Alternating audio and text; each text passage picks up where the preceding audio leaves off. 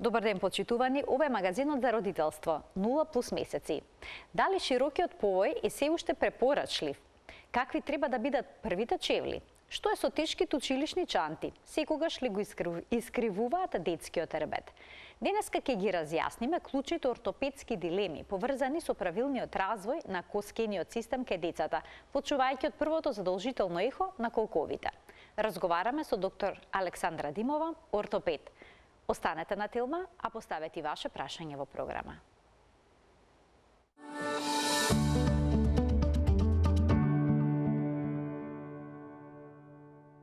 За развојот на колковите, стапалата и рбетот кај децата во денешниот магазин за родителство 0+ месеци зборуваме со доктор Александра Димова, ортопед во ПЗУ Ортоплус. Добре ни дојдовте во магазинот за родителство 0+ месеци. Добре ве најдов, благодарам на поканата. Кажете ми, кога е време за првиот преглед ортопедски кај бебето? Дали треба да се направи што порано? Секогаш е добро да се направи што порано. Некоја генерална препорака е да биде 40 до 60 дена после раѓањето, значи најдоцна до вториот месец да се направи тој прв ортопедски преглед. Што на него се анализира и се прегледува? Како изгледа? Почнува со клинички преглед, каде што се проверуваат движењата во сите зглобови, се проверуваат екстремитетите, се проверува градниот кош, подвижноста на вратот, формираноста на главата, рефлексите на бебето, неговиот мускулен тонус и така натака. А една од многу битните работи кои што се случуваат на тој прв ортопедски преглед е ултразвукот на бебешките колкчиња, кој што е еден задолжителен скрининг на секое новородено бебе. Зошто тој преглед се смета за златен стандард кога станува збор за колкчињата кај новороденчето? Статистички 1 до 2 од 1000 новородени се раѓаат со недоразвиени или така наречени диспластични колкови, кои што може да бидат во повеќе степени на дисплазија, од кои што крајниот степен е исчашен колк. Ние не можеме да знаеме кои тие бебиња ќе бидат пред да се направи овој ултразвучен преглед. Тоа е златниот стандард и единствената валидна метода со која што можеме да ја детектираме навремено таа дисплазија или недоразвиеност на детскиот колк, како правовремено би почнале да го третираме за да го доведеме што порано, поефикасно и поуспешно во една нормална состојба. На тој преглед се анализира дали се појавило јадро во зглобот на колкот? На тој преглед обично не го очекуваме јадрото, бидејќи е многу рано. Јадрото всушност представува осификационен центар. Тоа е знак дека рскавичните структури, бидејќи главата на бутната коска кај бебето е првично се уште рскавична и таа понатака почнува да осифицира. Кога ќе го видиме јадрото, тогаш веќе знаеме дека таа осификација е започната и е во тек. Меѓутоа, она што е побитно да се види на тој прв преглед е да се видат аглите на колкот, односно формираноста на самата чашка на зглобот на колкот и дали таа е конгруентна, дали добро ја опфаќа главата на бутната коска. А кога треба да се појави јадрото? Индивидуално е, значи може да веќе го има и на овој прв преглед, обично до кај 6-тиот месец се појавува, иако понекогаш знае да биде и поодложено 7, 8, 9 месеци. Докога е поодложено, дали со сигурност значи проблем или едноставно може не да е некоја значи наследна компонента?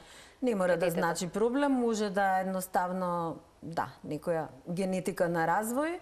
Следиме, многу е битно и тука и клиничкиот преглед, не го гледаме само едниот диагностички метод, туку секогаш корелацијата со тоа како се развива комплетната слика. Како целосно се развива бебето, каква е неговата моторика, каква е неговата мускулатура, доколку детектираме некаков проблем, секако се реагира. Колку ортопедски прегледи се препорачуваат до првата година? Некаков глобален календар на прегледи во првата година е овој прв преглед што треба најдоцна до вториот месец да се направи. Понатака некаде околу 4,5 месеци возраст го правиме вториот преглед. Третиот е некаде на 8-9 месечна возраст и овој циклус завршува со прегледот после проодување, односно викаме ние после стабилно проодување. Значи не бебето веднаш кога ќе ги даде првите чекорчиња, туку кога малце ќе се стабилизира, ќе се формира тој од, тогаш го прегледуваме детето да видиме дали правилно гази, дали се добро развиени стапалцата, оските на нозете и сите тие работи.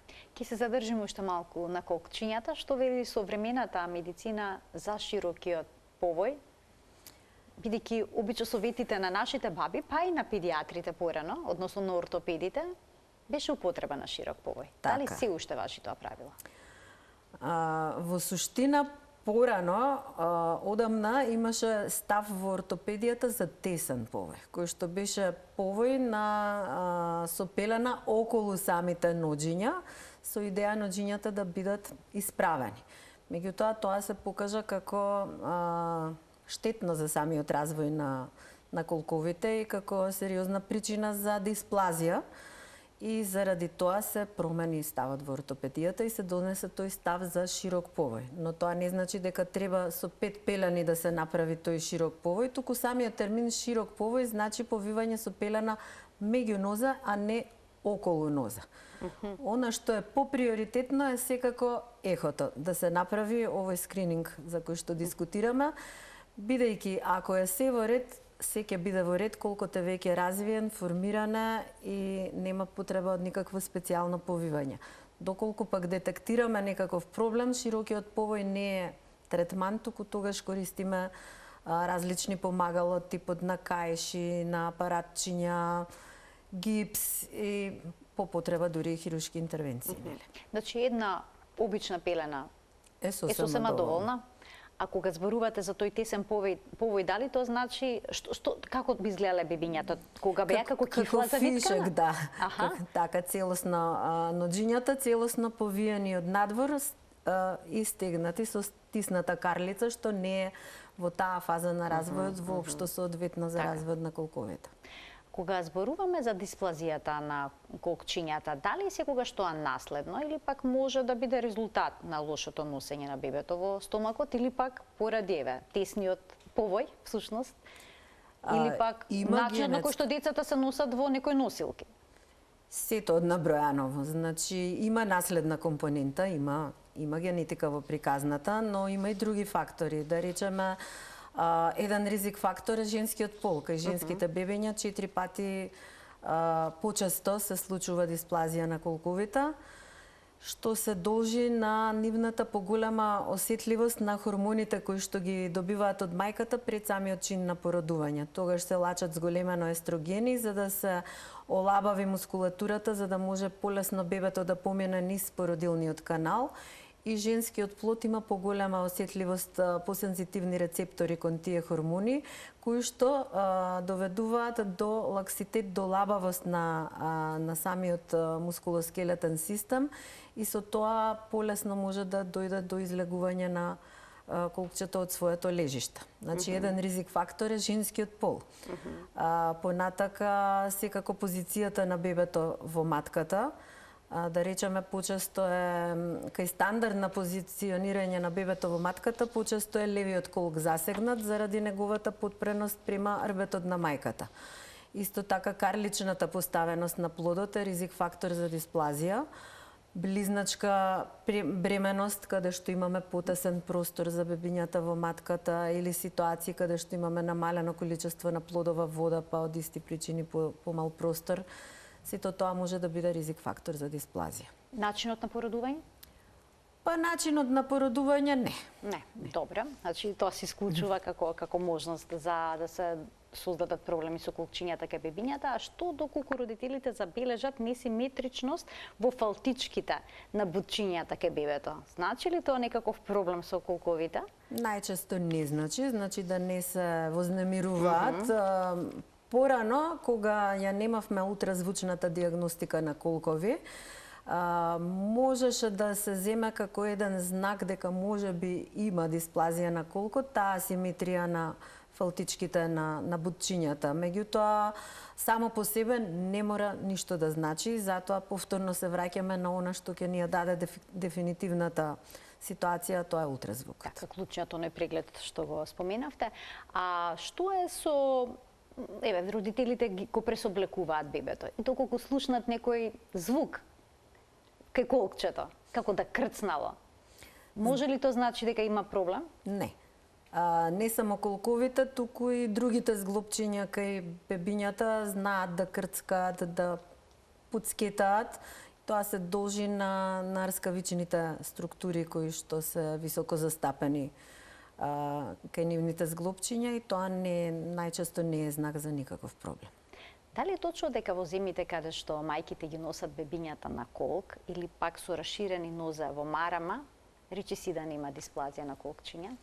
Точно е, бидејќи точно тоа е таа позиција која што овозможува правилно развивање и позиционирање на главата на бутната коска во чашката на колкот. И тоа е она што е паралелата со широк повој, значи широк начин на повивање со пелена меѓу нозе со расширени ноџи. Но сега има најразлични типови на носилки за бебињата. Дали сите се тие безбедни? Секако дека не се сите безбедни, не е ни препорачливо предолго бебето да биде во носилка, не е ни препорачливо бебето долго да биде во раце, бидејќи тоа се коси со правилниот моторен развој пред се на бебето, а лошото позиционирање во носилките од друга страна може да доведе до ред други проблеми, не само во однос на развојот на колковите, туку и во однос на развојот на рбетот, на вратот на бебето и така натака. Што значи тоа, кенгурите ги препорачуваат или не? Оние носилки каде што бебето се става? Генерално, ако рационално се користат, ги дозволуваме, меѓутоа треба да се убаво објасни и покаже на родителите каков тип на кенгур треба да се користи, како да се позиционира бебето во него и колку да се користи. Значи тоа треба да биде рационално во смисол некое кратко пазарење, некоја ситуација каде што не може количката да заврши работа, дали ради непристапност, дали некоја природа, во тој смисол. А марамите? Бидејќи некои мајки ги стават бебињата во марами со часови, работат во кујна заедно со бебето. Во марамите многу поризично е да се позиционира добро бебето отколку во кенгур. И ако сега имаме на пазарот еден куп производи, нели, каде што може да се најде од до, но генерално самата марама е понезгодна за позиционирање на бебето отколку кенгурот. А транспортерот може ли да направи проблем? Транспортерот е задолжителен аксесуар во автомобил заради безбедноста на бебето. Позицијата во транспортерот на бебето не е идеална. Пред се не само поради овие ортопедски моменти, него и поради дишењето на бебето, кое што има пократки дишни патишта, пократка трахеа и позицијата во транспортерот малце ги затвара тие дишни патишта и затоа и неговата употреба треба да биде рационална. Односно, ако се патува на подолга релација, задолжително на 2 часа најмногу се прави една пауза од 15-20 минути каде што бебето треба да се извади од транспортерот, да се раздвижи, да се исправи, да се размрда. А препораката е, освен во автомобил каде што е неопходен за безбедност, транспортерот да не се користи во други ситуации како каде количка што некој го користат. Како количка го користат, често го користат и за дневните преспивања на бебето и тоа не го препорачуваме. А релаксатор? Релаксаторот исто не се препорачува за да бебето спие во него. Може да се користи во текот на денот пократко, кога бебето е будно и активно, но не за спиење. Позицијата на спиење на бебето треба да биде на рамна подлога и препорачливо е во првите месеци да биде на грб. Што со суплементацијата на витаминот D3? Дали тој помага во развојот на колкчињата? Витаминот D3 е неопходен во развојот целосно на скелетниот систем, бидејќи тоа е носач на калциумот кој што се градува во коските, а бидејќи тоа е еден витамин кој што од храна не можеме да го добиеме во соодветни количини, не само во бебешката возраст, туку и понатака во животот е потребно да го земаме како суплемент, за да си го обезбедиме во доволни концентрации во нашиот организам. Кај бебињата, каде што во првата година развојот е многу интензивен, нели, они само со килажа во првата година се триплираат од онаа родилна килажа, имаме интензивен развој на мускулоскелетниот систем, неопходно е да имаме соодветна суплементација со D3 витамин. Порано родителите со бебињата правеа вежби на нивните ноѓења за да се развијат правилно колкчињата. Сега тоа не се препорачува. Зошто? Во принцип, доколку не се детектира некој проблем во смисол на ограничени движења и така натака, доколку ортопедот не посочи дека треба да се прават некакви посебни вежби, препораката е да речеме задолжително бебето да се поставува на стомак. Тоа е една вежба која што мора родителот да му ја даде таа позиција на бебето за да ја јакне вратната мускулатура, грбната, рамениот појас, рацете. Меѓутоа, движењата во колковите и во сите други зглобови здраво бебе си ги прави само.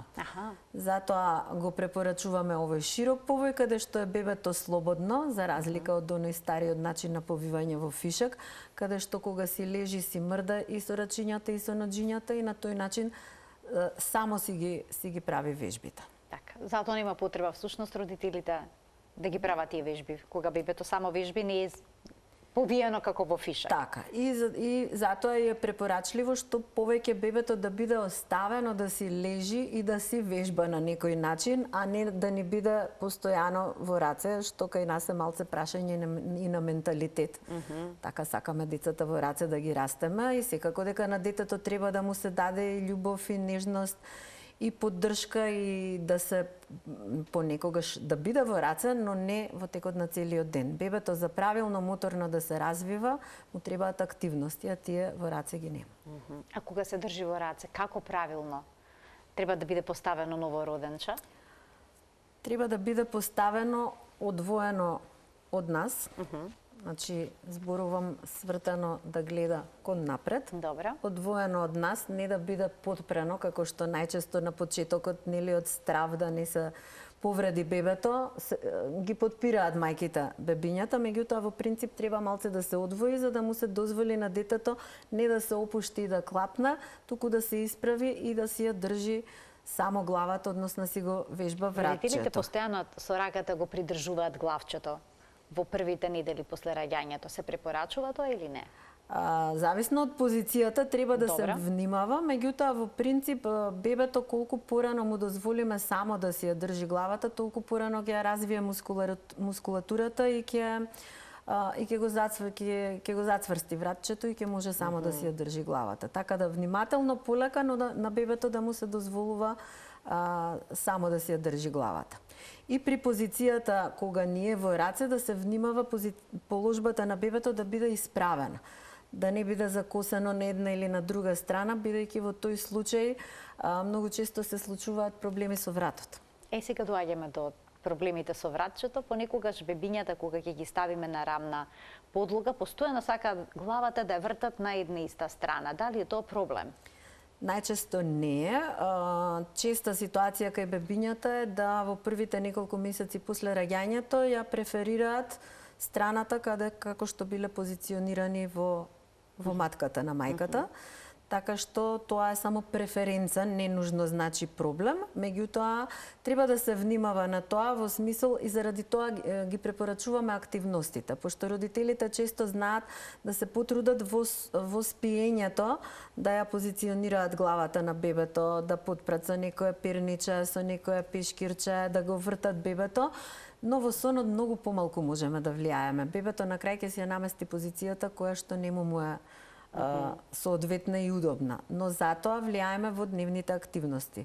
Со правилно држење, со доволно време во денот поминато на позиционирано на стомак, популарно наречено tummy time, нели?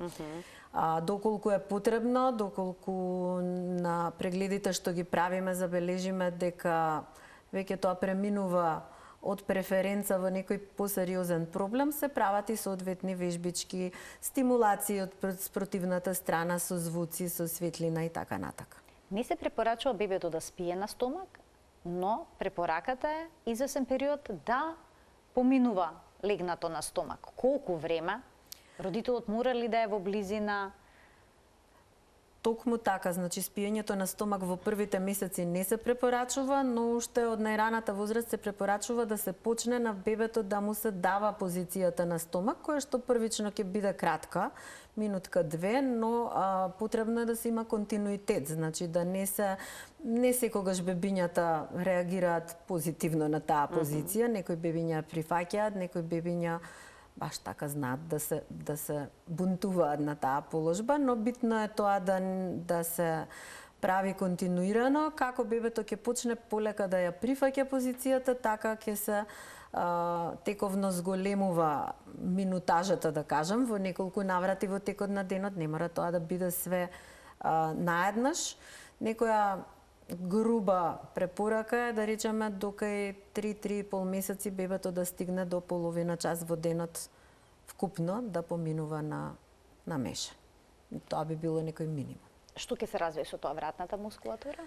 Не само вратната, туку и грбната мускулатура, рамениот појас, рацете, значи целиот тој горен дел од телото, кое што битно за понатамошните фази што треба да се постигната, тоа е позицијата на седнување, вртењето, лазењето и така натака. Исто така родителите понекогаш бебињата ги седнуваат, ги заобиколат со пирници и сметаат дека на таков начин му помагаат да го развие седењето. Се препорачува ли тоа или бебето само иницијативно треба да го направи тоа? Воопшто не се препорачува бебето на сила на некој начин да се поставува во седечка позиција.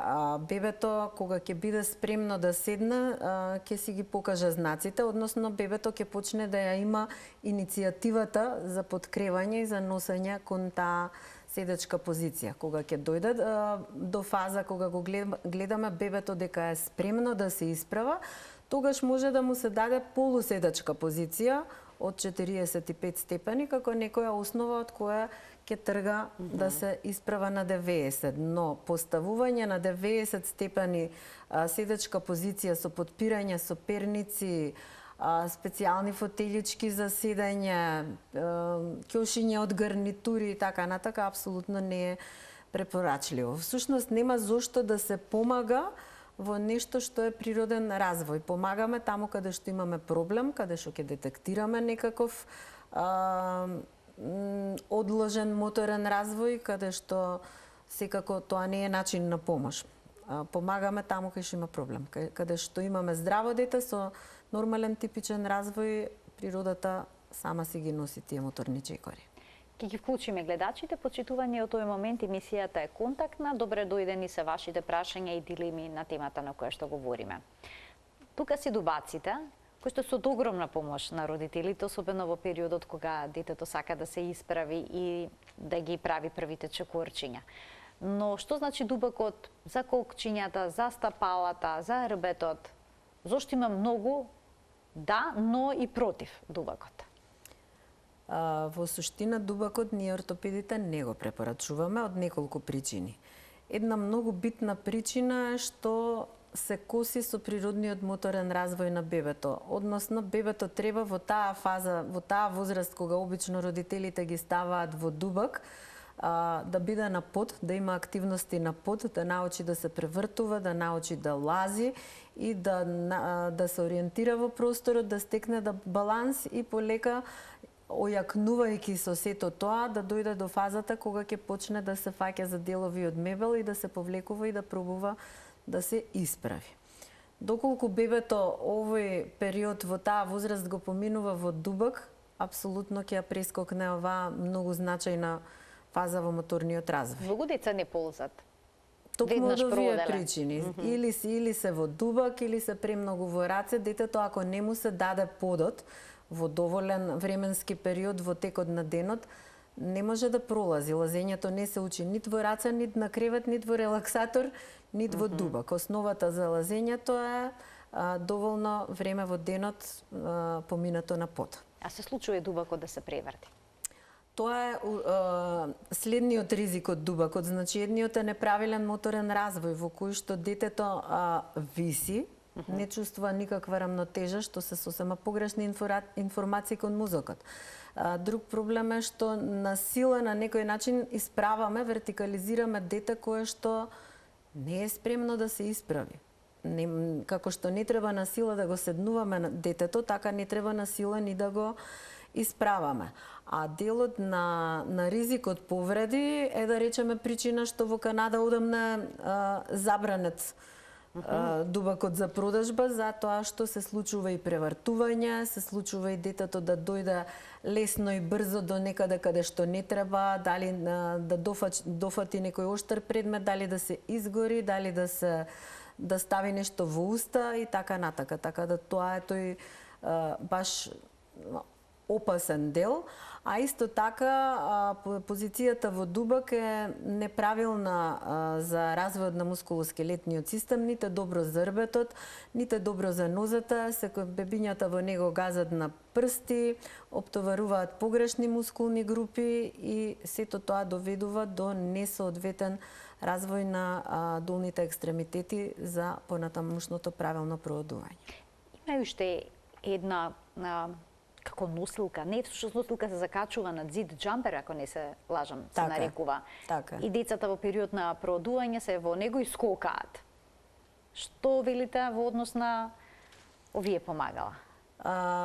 Како што Пред се родителски би рекла. Да, родителски се што им олеснува, меѓутоа бебе кое лази, кое самостално во суштина е најголемо олеснување за родителите. Треба само да се помине онаа фаза додека бебето не успее да се осамостали на подот. Но ретко ги стават на под, докторки, нели се плашат да не е валкано, да не земе нешто детето од земја да го стави во уста. Тоа секако мора да се внимава да биде безбедна средината на подот, нели да се стави некоја подлога која што секогаш ќе биде обезбедена, но прашањето повторно на менталитет на нашите простори дека подот е валкан, дека е ладно, дека има промаја и така натака.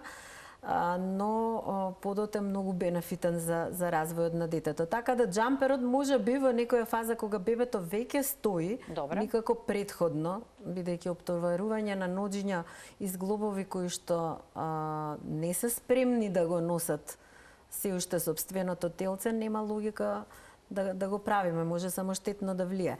Откако бебето веќе ќе застане, може би повторно нешто кратко, чисто како за забава, но принципот е дека помагало од ниеден тип не е паметно да се воведуваат во еден природен моторен развој на здраво дете. Значи, бебето да се стави на под да ползи. Да. Не на кревет, некои ги остава да ползат на кревет од хигиенски причини. На кревет е прво меко, не е соодветна подлога. Јас стално им викам на родителите, пробајте с клекови на кревет да направите. Значи, таа подлога не е баш соодветна. Второ, е многу понебезбедно, бидејќи од кревет секако може да се падне и тоа е една многу честа ситуација што се случува кај бебињата. Сите викаат, ама јас сум тука, нема да дозволам да падне. Нормално, никој нема да го остави бебето без... Телот секунда е потребен, дури при обезбеденост со перници, со душеци и така натака, евентуално ограда ако има, тоа е доволно обезбедување, ама тоа не е средина за ползење и за развивање. И сега, кога се случуваат првите чекорчиња, родителите се размислуваат дали на детето да му се земат некакви чевлички за проодување или не? Во домот сега зборуваме. Во домот, да. Постои малце и маркетинг така на таа тема, дека постојат некакви специјални проодувалки чевли, што всушност не е баш така. Има чевлички кои што се препорачливи за првите чекори, меѓутоа тоа е за откако бебето ќе прооди и кога ќе треба надвор да оди на свој нозе со обувки. Дома, кога го учи проодувањето, бебето апсолутно се препорачува да биде босо. Босо? Босо. Идеално босо, без чорапи, бидејќи на тој начин нема да се лизга на различни површини. Дури во овој период од годината, кога е посвежа? Босо или пак со чорапчиња или не? Идеално е да е босо, дури во овој период во годината, ако домот е соодветно загреан, бидејќи при нормална собна температура Дали е лето или зима, собната температура дома треба да ја одржуваме на некој, ајде да речеме 22 степени. Тоа што е ладно надвор не значи и ладен дом. Повторно зборувам, секој си ги знае условите дома, нели каков е подот потопал поладен, но во принцип боса нога е, босо стапало е здраво стапало. Тоа е ортопедскиот стандард. Значи без топлинки дома? Топлинки во никој случај не. Ако веќе мора заради температура нешто да се стави, тогаш пак ќе бидат некои чорапчиња. Топлинки не се добри за развој на стапало. А какви чорапчиња, бидејќи понекогаш се случува со чорапчиња да се лизнат на паркет или пак на Затоа плочки е да паднат? најдобро босата нога. Дури и во фазата на пролазување, многу полесно бебињата пролазуваат со боси стапалца.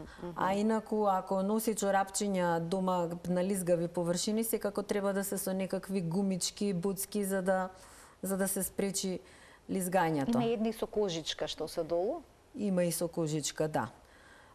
Но босото стапало, меѓу другото, освен моментот што го нема лизгањето, има и дополнителна една стабилност што ја дава допирот на нервните завршетоци на табанчињата со подот, каде што добиваме и стабилизација и проприоцепција и различни сензорни стимулации кои се и за не само за моторниот, туку за целосниот психомоторен развој на бебето од значење. Така да апелирам да не се плашат родителите од боси ноѓиња. Докторке, како реагираат родителите кога ќе им спомнете? Оставете го детето босо да проводи во домот? Реагираат вака. Бабите ќе се караат. Мислам има вистина во тоа. Има вистина во тоа и има и причина за тоа, затоа што да не заборавиме дека условите на живење не биле од секогаш вакви. Луѓето живееле во земјаници некогаш, луѓето живееле во домови кои што не се грееле, се загревала една просторија каде што се собирала фамилијата. Значи стварно немало услови за така и од таму потекнуваат сите тие работи. Меѓутоа сега веќе нели условите на живење не се такви.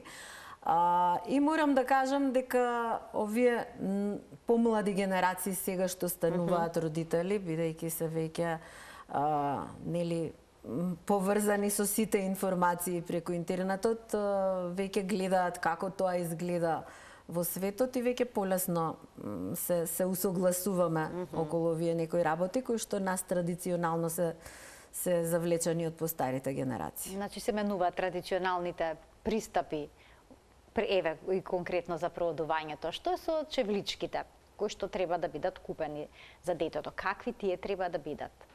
Какви да се првите чевлички? Со каков ѓон, мек, тврд, дали да бидат подскочи од зглоб, дали бидат подлабоки над зглобот?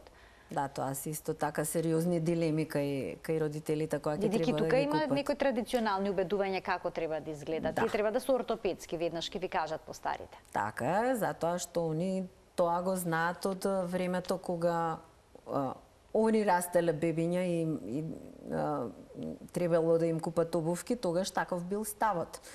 На времето Цицибан беше фирма која што произведуваше ортопедски чевличиња со кои што децата проодува. Комплетно е сменат ставот, не треба да се користат никакви ортопедски чевли, освен во случаи кога има индикација и кога се од ортопед пропишани. Инаку, стандардно, чевлите треба да бидат пониски, не треба да се надскочниот зглоб. Треба да бидат цврсти во задниот дел кај петата, тоа е битно, значи не е битно чевличето да е високо, туку тој задниот дел да е цврст, за да обезбедува една стабилизација на стапалцето и да ја фиксира петата.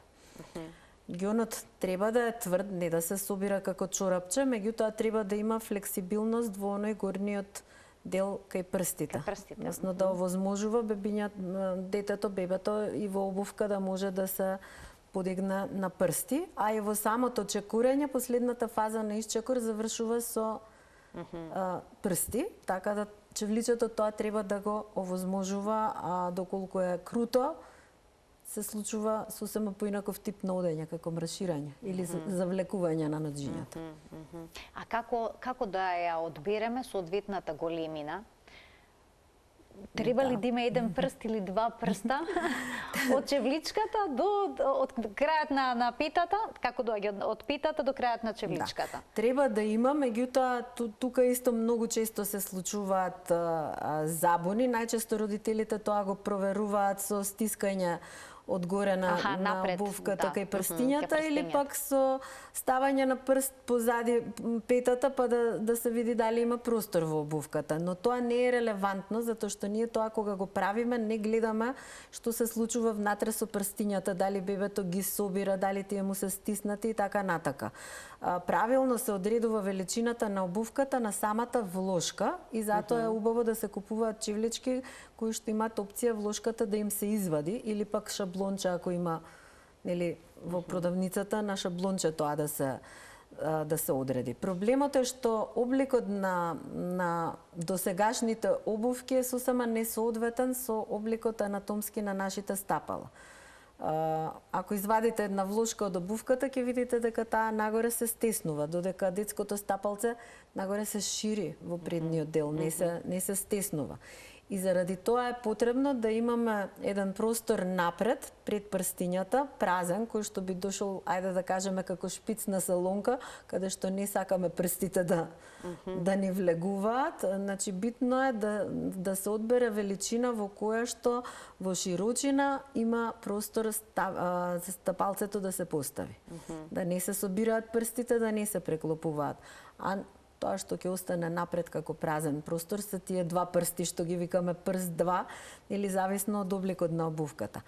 Сега се веќе почнуваат да се појавуваат и на нашиот пазар обувки кои што се дизајнирани според обликот анатомски на нашето стапало. Можете да ги сретнете како barefoot, како здрави стапала и така натака, и тие чевли нема потреба да се купуваат со прст 2 луфта, бидејќи тие се прилагодени според обликот на стапалцето и си се купуваат фит колку што е. Но секогаш на влошка видено, не одгоре стискање, проверување, бидејќи ние не можеме одгоре да видиме внатре што се случува. Но стапалцата на децата многу брзо растат. Многу брзо. И сега како да провериме дали ги надраснале тие чевлички? Како да процениме? Препорака е на месец и пол-два дома да се извади влошката, да се провери до каде, бидејќи некогаш и за толку кратко време знае да порасне стапалцето. И затоа не е многу мудро секогаш да се купуваат многу скапи чевли или не знам какви брендирани чевли, затоа што брзо ги надраснуваат. Битно е да чевлите што ќе се купат ги поседуваат овие неколку битни карактеристики. Значи цврст задниот дел, флексибилност кај гионот, правилно да се одбере величината на обувката и влошката, не спомнав, внатре треба да биде рамна. Значи, не да биде како порано што беа ставовите со ортопедско перниче, со подигнување под стапалцето. Зошто? Затоа што бебињата се раѓаат со една млитава табанска мускулатура, всушност сите бебиња се раѓаат со рамни стапала, кои што за да ги формираат своите сводови треба да се зајакне мускулатурата на табанот. Кога со влошката даваме пасивна потпора на таа и онака млитава мускулатура, ние само уште толку ќе ја омлитавиме. Потребно е да се активира. Меѓу другото и заради тоа е препораката за босото газење и дома и во летните периоди надвор, таму каде што има безбедни услови, бебето по нерамни површини детето да гази, затоа што сите тие стимулации ги јакнат и ги развиваат табанските мускули, одговорни за формирање на сводовите. Нашите родители кога не носеа на одмор велеа да одиме боси по камчиња на плажа. Значи тоа е една добра вежба. Се уште важи таа препорака? Да, таа традиција останува. Тоа си останува. А што е со, тоа е летниот период, што е со сандалчињата? Дали деца кои што туку проделе може да носат сандалчиња со отворени прстиња? Најдобро е патичиња да носат, посебно тазе проодените дечиња, затоа што најдобро се позиционира тука стапалцето и се фиксира самото скочно зглобче. И кога знаат прстињата да излезат сосема надвор од чевличата, може да се повреди, може и да се обично не се доволно стабилни во сандалчињата, така да може и да се сопне, и да се преврти зглупчето, и да се свитка, и самиот преден дел на сандалката може да се приврти, така што најдобро е лесни летни патичиња. А апостолки? Не, апостолки воопшто не се препорачуваат. Така. Сега преминуваме кон малку поголемите дечиња, кои што се веќе во основно училиште. Кај нив често се диагностицира сколиоза или пак кифоза, значи разни болести кои што се поврзани со ребетниот столб. Така. Зошто е тоа така? Тоа е една Зошто на возраст. таа возраст обично? Тоа е возраста кога почнува тој некој поинтензивен раст, кога почнува мускулатурата и да се зацврстува кај децата, кога почнуваат веќе да имаат одредени спортски активности, и тоа е една типична возраст кога почнуваат како што интензивно расте детето, интензивно да растат и деформитетите доколку се присутни. Меѓу кои што точно сколиозата и кифозата се од почестите. Што е со тешкиот училишен ранец? Дали тој секогаш ќе направи проблем? Колку тежок треба да биде ранецот во однос на тежината на детето, за да може да се носи на грб? Ранецот сам по себе, без разлика на тежината и без разлика на начинот на носење на ранецот, кои што не се небитни, битни се, меѓутоа не се сами по себе не се причина за сколиозата. Меѓу другото, заради тоа и во училиштата се прават и оние систематски прегледи, а и ние како ортопеди кои што се бавиме со таа детска, да речам, ортопедија, препорачуваме на тие некои возрасти да се дојде на еден скрининг во ортопедска амбуланта, за да го следиме тоа, бидејќи етиологијата на самата сколиоза е непозната.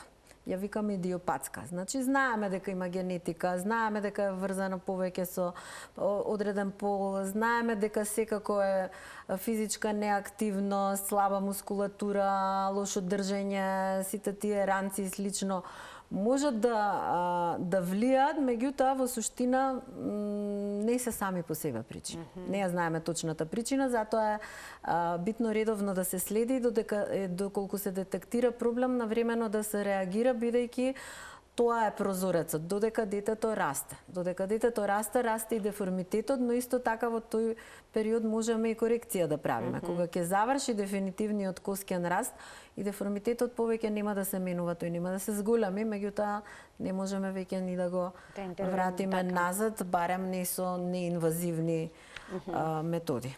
Кои спортски активности се добри за јакнење на торзото, на грбната мускулатура, за да не дојде до деформитети на рветот? Во принцип, јас секогаш препорачувам да се детето обавезно да се активира, да има некаква спортска активност, бидејќи и тука имаме промени во животниот стил од порано. Ако порано се растеше надворни с детски игри, со трчање, со топки, со качување по дрва и така натака, сега децата немаат секојдневна физичка активност од тој тип, барем поголемиот број на деца, и се сведува на тоа дека мораме ние да ги ставиме во некои циљани спортски активности. И сега, за да биде тоа ефикасно, најдобро е детето да си одбере нешто што навистина ќе му биде од интерес, што ќе сака да го прави, така да тие 2-3 часа, 4 во неделата, кога ќе биде на таа активност, вистина да е вклучено и активно, така да подобро било што по избор на детето што ќе го прави, отколку некој спорт кој што ќе му се наметне со сила, па онака ќе го забушава, да кажеме, тренингот. Иначе секако одличен спорт е пливањето. Кај повозрастните деца, да речеме, одбојката е убав спорт. Сите оние... Балетот? Како? Балетот? Да, и балетот е добар спорт и за развојот на стапалата, меѓу другото.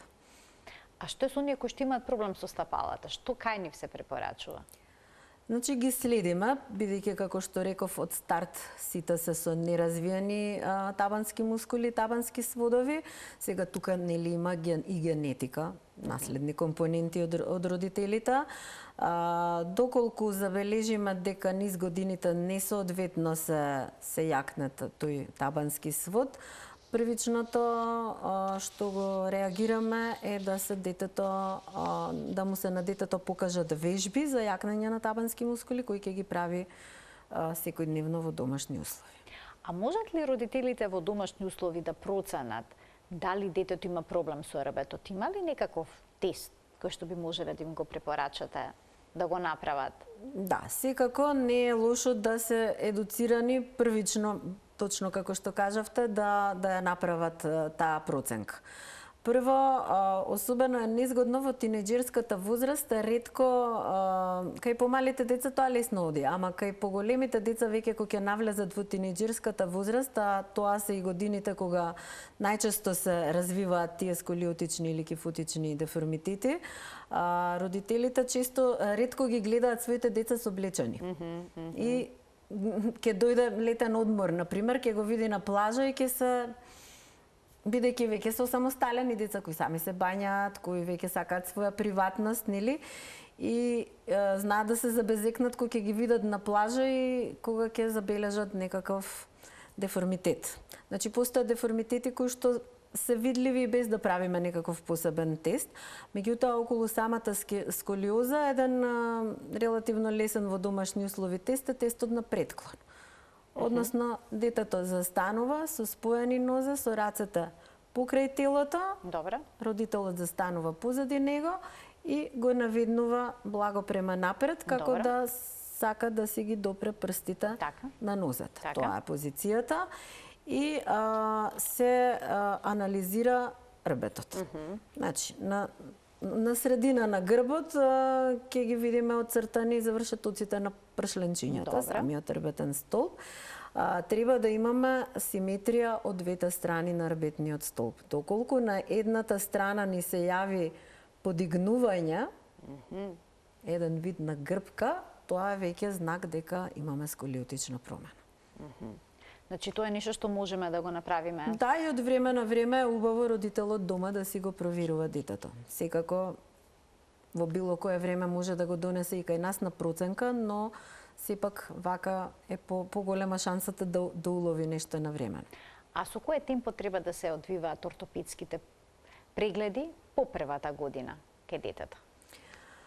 Меѓу 3 и 4 години, некаде кај што веќе имаме некаква индикација во кој правец ни оди развојот на стапалата, оските на нозата, самиот начин на одење на газење и самиот моторен развој на детето. Дали детето соодветно чучнува, станува, трча, дали веќе се качува, се симнува по скали, ред други моторни активности кои што треба да ги има на таа возраст. Значи, околу 3-4 годишна возраст би бил некој регуларен преглед што го препорачуваме, а понатака доаѓа на школската возраст од 7-8 годинки, каде што, како што ви спомнав, имаат веќе и во школа систематски прегледи, но не е на одмет да се јават и кај ортопед.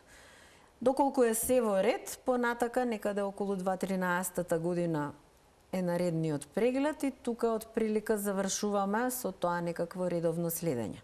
Доколку на било кој од овие набројаниве забележиме нешто несоодветно, тогаш се гледаме многу почесто. Но најчесто се гледате во првата година од животот на бебето? Регуларно во првата година секако се гледаме 4 пати. 4 пати. Што доколку детето при прородувањето почне да гази на внатре? Со ноџињата? Мислите на ротирани стапалца према внатре? Да, тоа е честа појава. Многу од бебињата и дечињата имаат тенденција кога седнуваат да седнуваат во една жабешка позиција или ја викаме како W, да, со ноџињата према страните. И таа позиција предизвикува зголемена ротација на самиот колк према внатре и знае да доведе до таков начин на позиционирање на стапалцата. Но не секогаш мора да значи дека тоа е проблем и тоа да го напоменам. Некогаш одењето се учи, одењето се учи не само првите месеци, туку и првите години после проодувањето, така да тоа е една развојна ситуација во која што некогаш можеме да имаме фази на тоа се вика in-toeing или out-toeing, обратно кога се према надвор отворени стапалцата, кои што не значат ни деформитет, ни патологија, ни проблем, туку се само некоја развојна фаза во одењето. Затоа и ги следиме.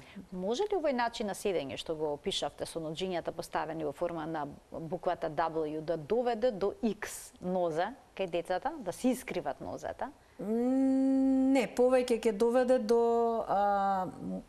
може малце да влија на иксот на подколеницата, но повеќе ќе доведе до таа зголемена ротација горе во колковите. Инаку X фазата на нозата е исто така нормална развојна фаза на оските на нозата на некоја возраст од 3, 4, 5 години. Родителите знаат да се избезумат во тој период. Апсолутно да, особено кај дечиња каде што тоа е поизразено, бидејќи нормално не се сите исти, некаде тоа оди многу подискретно, таа фаза е присутна, меѓутоа не забодува очи, може да не ја забележат родителите. Меѓутоа има деца кај кои што тоа е баш изразено и тогаш стварно тоа е многу вознемирувачки за родителите, но е нормална фаза во развојот. Некаде после 4-та, 5-та година тој X почнува да оди во корекција и на некој од прилика 6-7 годишна возраст кај детето треба дефинитивно да се исправат оските на нозата. Зборуваме ако се оди во развојот како што треба. Јас ви благодарам многу за вашето денешно гостување во Телма амбуланта и што вака убаво детално ни ги појаснивте најважните аспекти поврзани со развојот на колкчињата, на стапалата, но и на ребетот во детска возраст. Ви благодарам на поканата, секогаш е убаво на оваа тема да се издискутира и што да дојде до што повеќе родители информации. Така, важно е да се зборува на оваа тема, бидејќи и протоколите постојано се менуваат. Така. Па да се слушна што е нова. Така е. Почитувани, ви благодарам што и денеска го следевте магазинот за родителство 0+ месеци. Ви благодарам уште еднаш што сте дел од телевизија Телма и гледајте не секогаш кога се емитува емисијата. Редовниот термин е 12 часот и 50 минути секој работен ден. Пријатно.